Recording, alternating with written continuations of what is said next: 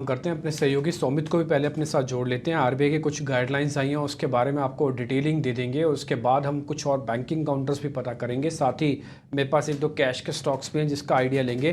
पहले सौमित सरकार को अपने साथ जोड़ते हैं, थोड़ा आरबीआई की गाइडलाइंस के बारे में। Saumit, good morning. जरा बताइए आरबीआई की गाइडलाइंस का किन कंपनीज पर असर पड़ने जा रहा है और गाइडलाइंस एक्चुअली हैं क्या?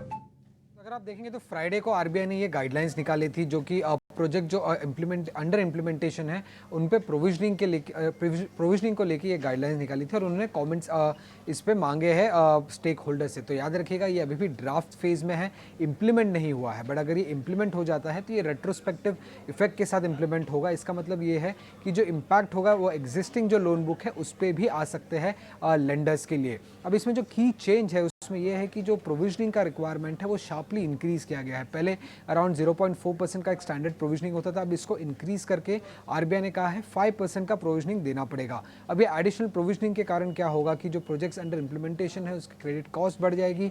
उसी के साथ एडिशनल प्रोविजनिंग होने के कारण जो लेंडर्स है उनकी प्रॉफिटेबिलिटी पे तो एक इम्पैक्ट आएगा ही, बट उसके अलावा अगर आप देखेंगे तो जो ग्रोथ है वो भी थोड़ी बहुत रेस्ट्रिक्टेड हो जाएगी इन कंपनीज के लिए, जो कि एक सीवियर इम्पैक्ट हो सकता है लोन बुक ग्रोथ को लेके आगे चल के अगर हम देखें तो। उसी के साथ अगर आप देखेंगे तो जो एपेटाइट है फाइनेंशियल्स की वो भी कम हो सकती है इंफ्रास्ट्रक्चर प्रोजेक्ट्स को लेंडिंग देने के लिए आगे चल के।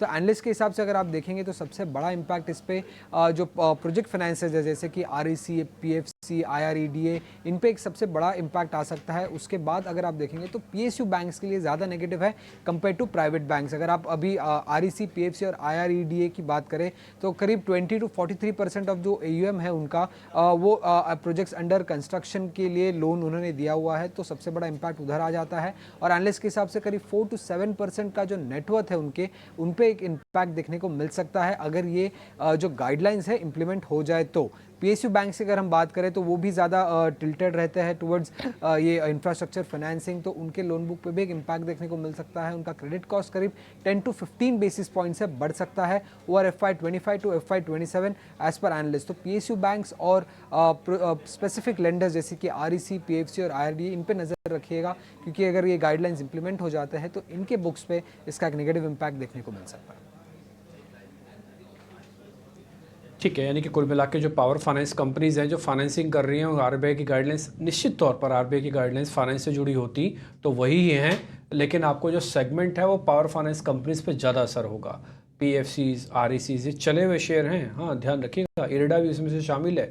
तो ये कुछ एक कंपनीज हैं जो हमने आपके सामने लिख दिया और इनके नेटवर्थ पर 4-6-7% तक का असर संभव हो सकता है। ये एक नेगेटिव खबर उन कंपनीज के लिए जो पावर फाइनेंस से जुड़ी हुई हैं।